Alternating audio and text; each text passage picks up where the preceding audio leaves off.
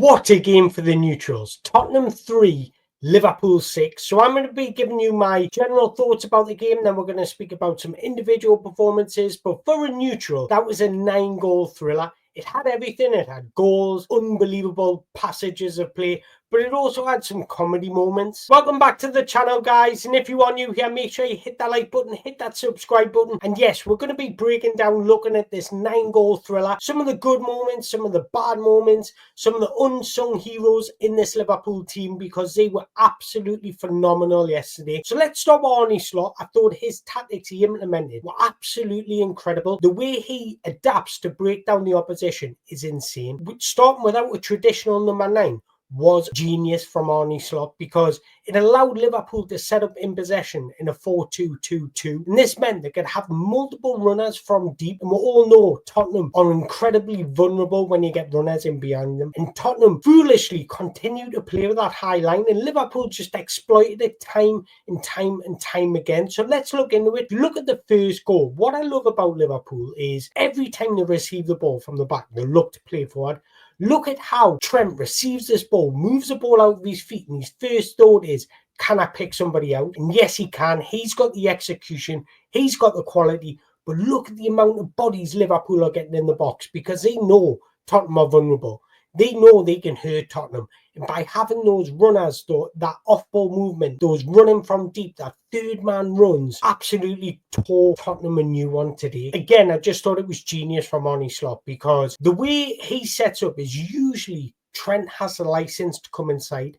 But he was quite clever in what he did today. He didn't want Trent to come inside because he knew he had the ability to dictate from really deep, because he knew there would be space in behind. And what he did was have Trent just hovering around those outside wider channels, and that allowed him to receive the ball. And we're seeing that for the opening goal, and it was an absolute peach of a cross from Trent. We all know he's got that in his locker, but it's the amount of bodies that Liverpool commit forward that cause Tottenham a lot of problems. So I want to talk about a couple of goals, and I thought serge was an unsung hero and everything good about Liverpool today, because his movement opened up space for others to exploit. His ability to find space, receive ball, was absolutely excellent today. And for me, regardless of how many touches he had, how many passes he had, he impacted this game the most, and he was my man of the match. And that was clear for this opening goal. And the first 3 goals epitomised everything excellent about Liverpool today. Having that courage to get forward, commit bodies forward, making those off-ball movements selfishly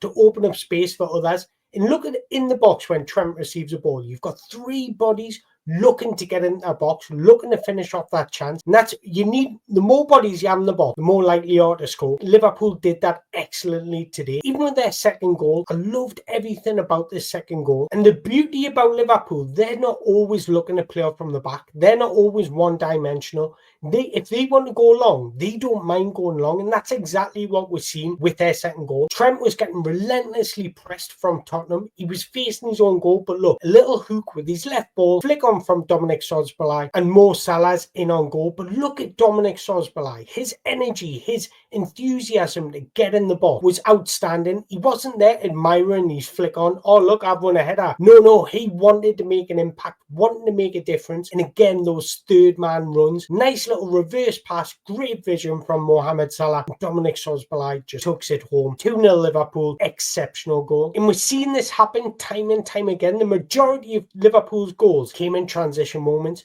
Look at this goal here where Liverpool win the ball back deep in their own half. 1 or 2 passes and they're in on goal. They were so good in transition today. Tottenham just couldn't live with them. Whenever Liverpool received the ball today, they always had 2 options at least in possession. That's the excellency from Arne Slot, to be able to manage his team, to work hard off the ball, make options for each other, but have the cleverness and cuteness to exploit space, and they were excellent at it today. And Tottenham just couldn't live with Liverpool today, especially that first 45 minutes. Liverpool were incredibly dominating. Look, I understand it's a decimated Tottenham side. They're without the 2 main centre-backs. Any team without their 2 main centre-backs are going to struggle. I understand that, and they played a day later in midweek rather than Liverpool, and they didn't didn't have the fortunate benefit to rotate the squad. So I understand these Tottenham players are getting put through the minutes at the minute, so exhaustion, everything like that will come into play. But take nothing away from Liverpool, because they've still got to beat what's in front of them. And I thought they were just absolutely phenomenal today, and they looked unstoppable. But Liverpool's relentless movement was obviously a tactic implemented by Arne Slot. He allowed them the freedom to exploit space, peeling off the midfielders, getting in behind the defenders. Tottenham just could not cope with them today. This Liverpool performance offensively was similar to what we see with Jurgen Klopp. It was a juggernaut performance, that relentless energy, that enthusiasm to get forward, that off-ball movement to move the opposition out of their position. It was just simply incredible from Liverpool, and I can't commend them enough. Now, getting on to Tottenham for a second, I think, like I mentioned earlier, any team would struggle without their two main centre-backs. But I do think it's still incredibly naive from Ange Postecoglou. I think I want every single manager to have a philosophy, have an identity. And that's exactly what he's got, and that's fantastic, and nobody's asking him to come away from that identity. But when you're missing your two main centre-backs, you can't play the same way, because a lot of it relies on Mickey van der Ven's unbelievable recovery pace. Archie Gray or Dragonson hasn't got that. So why can't you adapt just in moments of the game? When you can see Liverpool being extremely brave off the ball, committing body forward, just drop 5 yards deeper, close the space between your midfield and your centre-backs, just allow Liverpool no space. And then when they do play that ball in midfield, you're there to pounce and win the ball back. But again, because they were getting moved all over the shop out of their position, they were pressing in individuals, and Liverpool were just picking them apart with ease. And set Tottenham up in a man-to-man pressing system. I don't think that's the right way to go against Liverpool.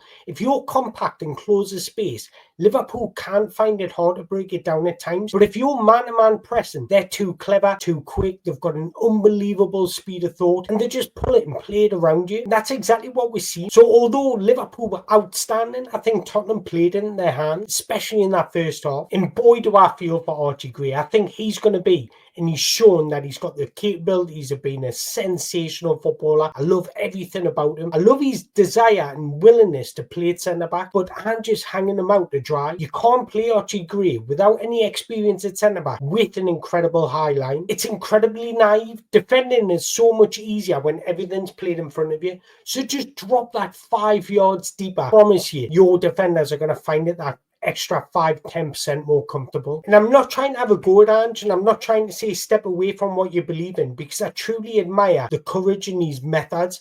I love that from Ange, but I would suggest does need to adapt just to manage games better, especially when you're coming up against a team like Liverpool, because it was obvious what Liverpool were going to do today. But another player I want to highlight from Tottenham is Kulusevski. I think he is absolutely phenomenal. Just look at the average positioning from Tottenham. You can clearly see and identify the space that is left. This is why I'm saying just close the space a little, just be a lot more compact. That's what you need to do against a team like Liverpool, or they will just cut you apart. It will. But there's one player I want to identify from Tottenham, and that's Kulusevski. I think he is just a joy to watch. In possession, out of possession, he's consistently making the right decisions, technically excellent. He can glide past players.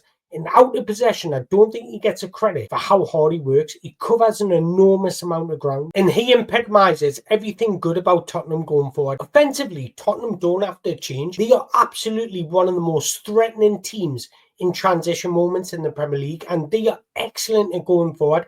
They've scored the most amount of goals in the Premier League for a reason. They've created the second most chances in the Premier League. So going forward, they're excellent. It's just in those defensive transition moments. And before we wrap it up, I want to talk about one more individual performance, and that was Dominic Szoboszlai. He probably doesn't get the credit he deserves because all of his excellent work comes off the ball. He's such an underrated team player. He's a ferocious presser. His movement is always excellent. He's an intelligent space interpreter. Just his ability to exploit and identify space is absolutely phenomenal. And I genuinely believe most of Liverpool's goals don't happen today without Dominic Szoboszlai. Even though he didn't really get the assist, he was crucial in everything good about Liverpool going forward. His third-man runs were pulling the centre-backs out of position.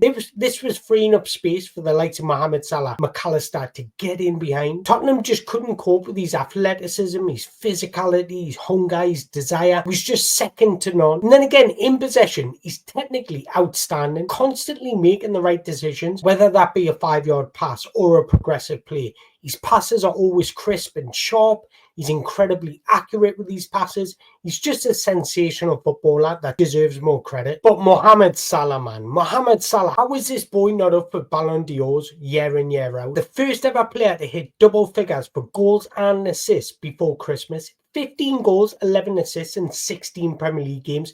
That is absolutely inhuman. It's a freak of nature, and his output is absolutely outrageous year in, year out. Now, if I'm Liverpool, I would undoubtedly offer him a 2-year contract with an extension for a 3rd year, because you can't get rid of this guy. He doesn't look like slowing down. I would understand if you could see in his performances that he wasn't quite on it, wasn't quite looking sharp, his numbers were decreasing, but it looks like his numbers are getting better and better. He's just an outrageous footballer, and it absolutely blows my mind that this guy is not put on a pedestal worldwide. Why is it we're still having to defend how good he is? Everyone should know, just from the eye test alone, just how good this guy is. He's incredibly consistent. He's a man of the big moments. He's impacting every game, week in, week out. He's kept himself in pristine condition. He's just the ultimate professional and everything good about football. Honestly, I've run out of compliments for him. He's just that good. In truth, I just can't see anyone finishing above Liverpool this season. I just think they've got the capabilities, beating every single team in the league. Yes, they're going to have their hiccups, but they'll bounce back. Football team. They're just an incredibly balanced squad as well. The spine of the team is absolutely unbelievable. They've got workhorses in the team. They've got players of the big moments, and they've got players that can produce magic at any moment. Like, I've went through this video and I haven't even spoke about Ryan Gravenberch,